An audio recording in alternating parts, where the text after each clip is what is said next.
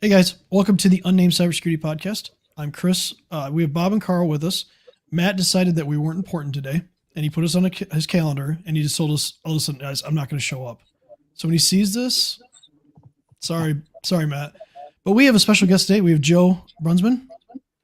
He's with us today. He wants to do a little bit of an opening, and we're going to talk about the CyberInsurance Mirage. So, Joe, you want to introduce yourself and kind of take it from there? Sure. Thank you, Chris. So, guys, thanks for having me. My name is Joe Brunsman. I run Brunsman Advisory Group. I've been doing cyber insurance and tech E&O, for about a decade now. Long before it was cool, before anybody cared. I just found it really interesting. I'm a former IT. I've got my bachelor's in robotics from the United States Naval Academy. I have a master's in cybersecurity law from the Cary School of Law. I'm the best-selling author in the nation on the topic of cyber insurance and cybersecurity law. And I've written 7 books. I got a YouTube channel. I just really like this stuff. And then just, from having done this for about a decade now, I have seen a lot of craziness going on. I've seen a lot of, business owners really putting way too much stock into what cyber insurance can do and what it can't do. And a lot of that, the average business owner from the jump, they need to understand a couple things. One, generally, they're going to be held to the clear and conspicuous terms of their cyber insurance policy, even if they didn't read it or understand it. And two, they got to think, well, there's no like cyber insurance, qualification that people need to sell this stuff. So typically it's the young guy. It's something like 80% of insurance folks last less than 2 years. And when you boil it down, SMB, that insurance guy might get $2 a page for what he's selling you at the end of the day is kind of how it works out. And this is something that, you have to have a technology background, some type of holding on insurance law, and then you have to know data privacy and cybersecurity law. That's a lot to put together for $2 a page at the end of the day. Like, it's just not, there's not the same amount of money in it as you're going to get with, selling E&O insurance to a law firm or E&O insurance to architects and engineers. Or life insurance on an airplane. Yeah. Or life insurance on an airplane. Yeah. One of the best places to buy it. Do you see that as one of the major problems with why obviously you see it as a major problem is why they don't sell cyber insurance really correctly? I mean, we see it every day. I see it all the time. They can never describe anything to the end user. Personal experience, I just went back and forth with a customer of mine, and they were using Travelers on the back end, but the agent kept having to go back to the underwriter to Travelers and come back and forth. And it was just like, it was exhausting. And we had to go back and forth about 7 times for them to get a 60-day extension so that we could implement some security controls that they basically were enforcing. Sure. Which were kind of crazy for a small company, but that's a side note. Yeah. I mean, it's very common that, and think about it this way, right? Like, ideally, you're going to have a guy selling cyber insurance who has all of these cybersecurity designations. It's got a legal background, and it's like all he does all day, every day. But at the end of it, there's just not that much money in it. So for something that could fundamentally bankrupt some SMB, their insurance guy, and also all the statutory protections and provisions I have as an insurance guy, it's on my side, not their side. And so it's one of the reasons I put out so much free information is I am trying to, in my own very small niche part of the world, give as much free value and knowledge and education to both the cyber insurance agents who email me and thank me for my videos, and so the SMBs who email me and thank me for my videos. At least they'll know what questions to ask. What are the big stumbling blocks? What should they be looking out for? In most instances, businesses owners come to me and they go, "Hey, I need cyber insurance." And I go, "Okay, well, question number 1, do you want me to explain what cyber insurance is?" And 100 out of 100, they go, "Actually, yeah." Like they just have this idea, and it's 2 sides, 4 buckets, terms, conditions, exclusions.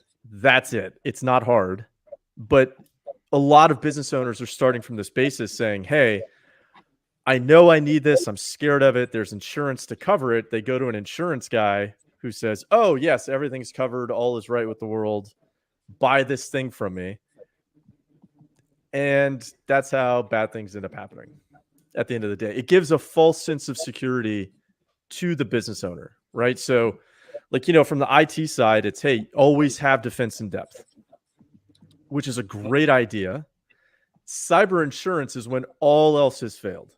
When that full defense in depth has been penetrated and, hey, alarm bells are going off, that's when cyber insurance comes into play. It was never designed, nor is it meant to be the answer to all cyber issues.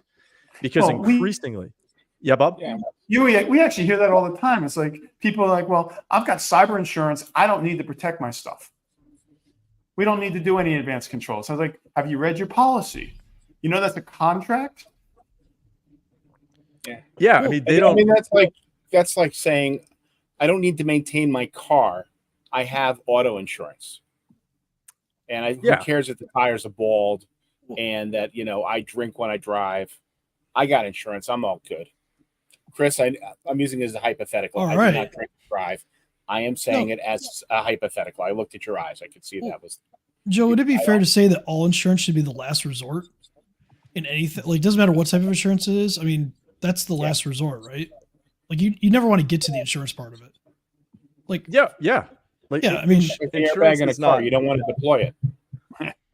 Exactly, right? I mean, how many times do we get in our car and we don't put our seatbelt on?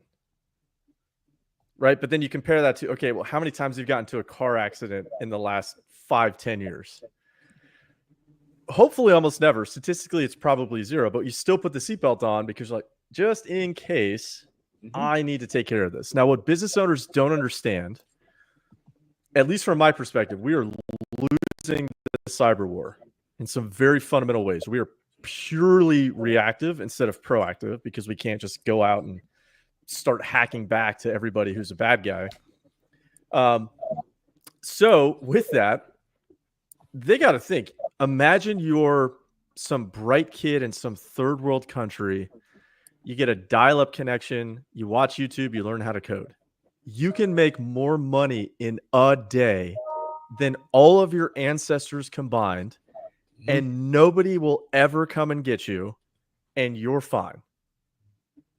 Why would you not do that? I mean, beyond like the ethical and moral implications.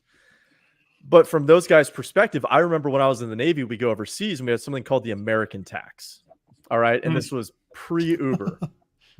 And it was just understood. Hey, if you go to a beach and the locals are paying 50 cents for a coconut water, you're paying $2. Because these people, their perspective of America is, as they can see from our presentation here, we're all beautiful. We're all multimillionaires. None of us have jobs, right? Like we're just living in the land of sunshine. Everywhere is San Diego. And that's what they think. And so to them, they're like, think about it from a bad guy's perspective. He goes, what's $1 million? Why do you care if your company's down for 2 months? I live in squalor. I don't have a bathroom. My family poops in buckets in some of these countries. We fight for the buckets to poop in. Yeah. Why wouldn't they try and ransom you or find some way into that, nefarious bad guy ecosystem to come after your business? Because they don't care about you at all. They don't care what your business is. To them. It is. And I mean, to be fair to the United States, this is the best country in the world, right? I would rather live here than anywhere else. And I've been to 30 something countries, but the perception is we all have unlimited money. What's $1 million to an SMB? You're all multimillionaires anyways, right? And I'm making $1.20 at the local soccer ball factory since I was 7 years old. Trying to fight against that at just a basic human level is impossible. So the bad guys are going to keep coming. Now they have AI. They're going to keep getting more sophisticated.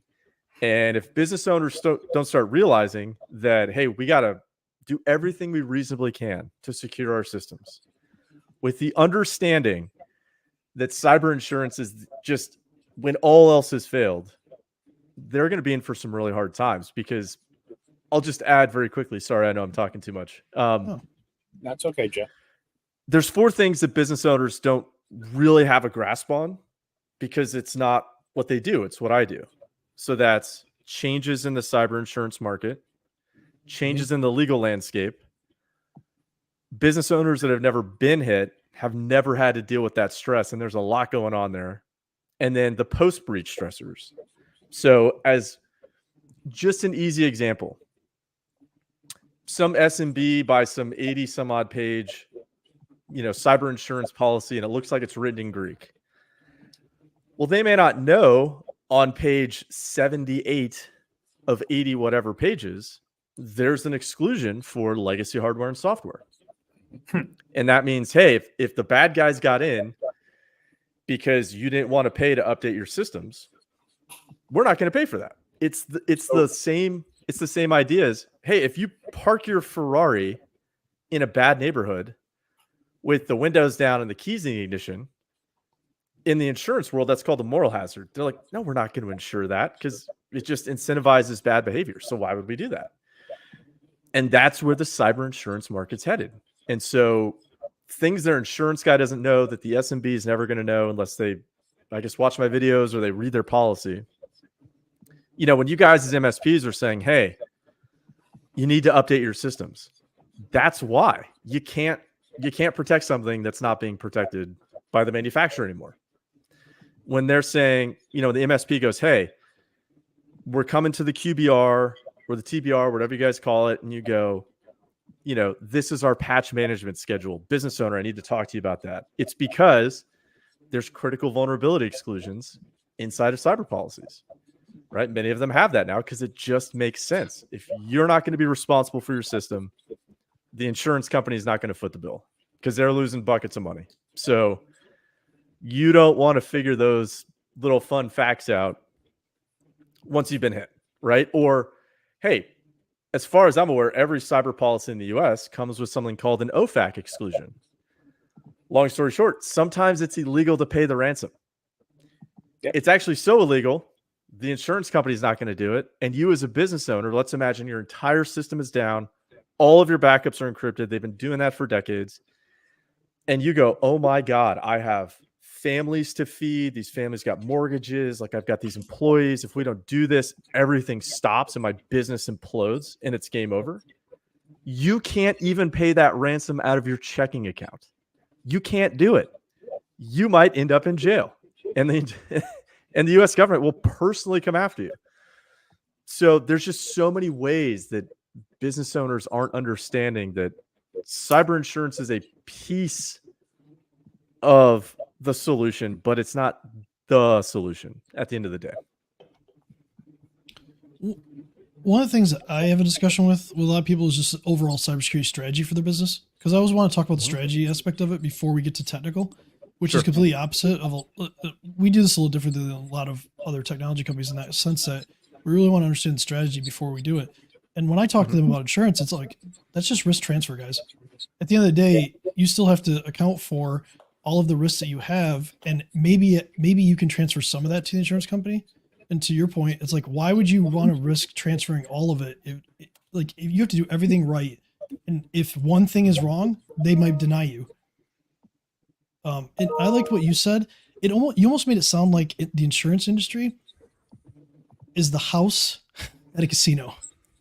And that my words, not yours, because the house always has an edge, right? No matter what we do, the house always has an edge. And I never thought of it like that until then. So I'll probably use that at some point. Not that I talk about insurance because I'm not licensed to be an insurance person, but just when we talk about the strategy aspect of it is like, do you want to give the house the edge, or do you want to try to do all the stuff first and then worry about that? Well, like, let's imagine for all those business owners listening that they have this amazing cyber policy, it has none of the exclusions on it. No exclusions got triggered, right? And they're good. They got hit. Their cyber insurance is paying out. They still haven't factored in 3 of the 4 elements that I previously discussed. Mhm. So one, there is a patchwork of laws and regulations across the US. It depends on where they located, what industry are they in, where their clients are legal residents of. So maybe you're in Florida and you got snowbirds and they're actually New York citizens. And you might have this issue, and now all of a sudden it's like, oh no, I've got multiple states attorney generals coming after me. I'm sorry, attorneys general, to get that right. And they go, we didn't even know these laws existed. And our attorney didn't tell us. And it's like, yeah, because when he passed the bar exam, data security and privacy law effectively didn't exist, right? The first breach notification law is circa 2007 from California.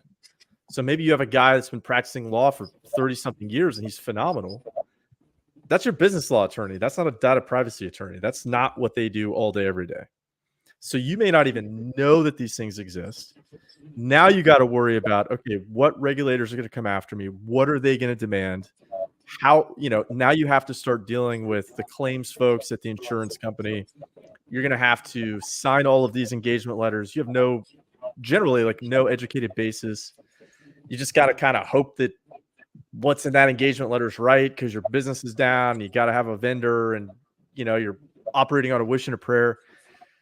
And then, man, regulators could come after you. There was 45 class action claims following data breaches filed every month last year. And I believe it's only gone up since then. So now you could have some SMB, they got a class action claim. Plus they got regulators. I hope you have a lot of insurance money. But even then, every business I've dealt with that had a cyber event, and it's been a lot over 10 years, they've all said the same thing. Holy God, that was not worth it. Yeah. So they touched the stove. They figured out it was hot. And now you're like, all right, well, are my clients going to leave? Am I going to be in the media? And then all the stuff that they were putting off in terms of increasing security, it's like, well, now they got to do it in a quick hurry because either A, regulators are going to demand it. B, their attorney is going to say, you better do this now to show that you're being responsible. And then C, your cyber insurer is going to go, what have you done to mitigate this risk moving forward? That's if they don't just non-renew, you get chucked to the open market. You got to pay more for that. You got to shell out all this cash. So there's a whole bunch of ways that this goes sideways in a real big hurry. When really the easy answer that I tell my cyber insurance clients, like they always come to me because they're like, oh, I used to be an IT guy. And I just go, hey, the easy answer is go to the subject matter expert you are paying to help you with this and just say, hey, dude, what's the biggest bang for the buck, right? If you were me, what's the biggest bang for the buck? Just rank order it and let's talk about it. Have a discussion with your IT folks to say, all right, we're never going to be perfect. We're certainly not perfect now, but why don't we just start moving towards that direction? The ultimate benefit to that, to everybody listening, is you have to try and show, if you get hit with one of these claims, that you were being reasonable, right, in your security. You can't do that if you're like, hey, I'm driving a 7 Series BMW and my small dental office has 0 cybersecurity, right? You're going to get slapped by the court system, by all your clients, and a bunch of angry parents. So the easy solution is don't play the game. Right? Don't play the odds. I agree with you completely, Joe. As far as not playing the game, I think you're speaking to the choir here. I know we're getting close to the 20-minute mark. Sorry. Yeah, no, I just wanted to see if we wanted to. I have one question. When you mentioned a data privacy attorney, I know most of my clients have never even talked to a data privacy attorney. So I think, would your recommendation be that over a certain, I know revenue is kind of tough here, but over a certain revenue, they should definitely engage with a law firm that has at least a data privacy attorney on staff and actually have a conversation about where their risks really are? Yeah, so I would say my professional opinion being put out to the world is that every business needs to engage with qualified legal counsel to determine their legal obligations. In a practical sense, I understand not everybody can do that. And frankly, there's not a lot of money in that space anyways. So they're just hard to find because not enough people have started doing it yet. it's a very specialized skill set. These laws are changing all the time. I read those things for fun and make videos about them. And even I have a hard time keeping up with this. So they put on the AI laws and implications on data privacy. It's a disaster. But I would say, going back to what you were saying with, the laws and everything and how the lawyers don't know it. Bob was sharing with us about a case in New Jersey where the attorneys, what was it? A trust and estates firm, only 6 people. Six partner firm. 6 partner firm, 50 years old, got breached. They gave everybody, all their 100 clients hey, 1 year of online monitoring for you. And they went out and hired 2 new law firms to go ahead and sue them for $5 million. So even though they're not falling under, I don't know what type of trust and estates, we're talking about the aggravation of having, most small businesses, 100 clients, probably 100 of their best clients have now turned into adversaries. You talk about the toxic relationship that can happen because of a breach. Yeah. I mean, I think the one key element that SMBs don't understand here, like if I had to boil it down to anything, if somebody asks me, what are the odds my business gets hit this year? Or even if somebody asks me, what's the average cost of ransomware? The real answer, when you nerd out on this stuff for 10 years and you bug your wife and you've taken, probabilities and statistics and you analyze the background data, nobody has any idea what the probability of getting hit is. Nobody has any idea what the average ransomware cost is. Because think about it this way. You could go to a, one of those like online breach cost calculators, right? That data set is only as good as the data they're willing to share. And that is the keys to the kingdom for all of these insurance companies who have no legal obligation to supply that data to anybody in the federal government, et cetera. So a lot of people are playing the probability game and they don't know the probability, right? It's like, would you play Russian roulette if you had 1 million cylinders, right, on that revolver? It's like, no, I wouldn't. Would you play Russian roulette if there were 3 cylinders? No, I definitely wouldn't. But the answer is I still wouldn't play that game either way, because the outcome, right? If you talk about risk reward, it's like, it's completely out of whack. And so business owners have to realize it's an existential event. It doesn't, or a catastrophic event.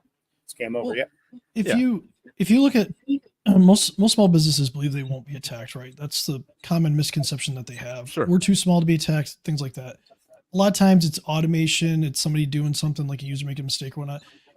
Private companies never have to report this unless they deal in like a certain compliance or something like that. I get that. But let's say you're just a private company that you sell like a widget. There's a good chance that you don't have to report it, or they don't report it. So the data that you're talking about just doesn't exist. When you actually spend time doing research and you start looking at it, you can easily find companies that have between 1 and 10 employees that you probably do business with today that you would have no idea they had a data breach at some point and ended up on, like, maybe they had ransomware. They ended up on like a threat actor. Yeah, because they had the IT guy cover it all up and put it back together. Yeah. So yes, I mean, and businesses have to start realizing too that the ability to kind of throw a sheet over the body, leave them in the corner, and hope nobody sees it, like as we saw with this Columbus issue, that's going away, right? There are plenty of tech nerds out there who are, they're scouring for really, I think, legitimately good purposes, right? Trying to help people. And if you're a company and you try and cover this stuff up, I mean, the world can come down upon you in ways you don't even know exist at the end of the day, right? So, hey, SMB, what's bad? Breach notification, credit monitoring to clients, answering those phone calls. What's way worse? Your clients or your residents find out that you tried to cover that stuff up. That's when you start running likely afoul of many, many laws that you don't even know exist. And you're going to be in a world of pain. And I think That's that's actually a great That's the segue clip for right there. for That's next the week. clip right there. I think next week Talk we'll about probably take Columbus. up take up what was going on with Columbus, since Joe did mention some of that, and Next week. it's going to be it was a very interesting thing there. But thank you, Joe, for joining us this week. Thank you, guys. Pleasure. If someone wants to get in touch with you, how would they do that, Joe? Oh, easy way is just internet search my name, Joseph Brunsman. I'm all over the place. You'll find me everywhere. My contact information is all over the internet, although my social security number is not. Actually, I just found it, Joe. Sorry. Well, I was part of the Office of Personnel Management breach back in 2015. So some nation state has all my private data anyways. But yeah, if they just search for me, they'll find me. At least you didn't put it on the side of a bus. Yes. There you go. Yeah, it took a second. Yeah. That's a good joke to end on. All right, guys. Thanks for Joe. Thank you again. This is awesome. Reach out to Joe. Sub to his YouTube channel. Find him on YouTube. He puts out good stuff. It may put you to sleep. Sorry, but it's good information. Oh, Chris, we had that joke. Okay. Yep. So we got to end somewhere. see you next week.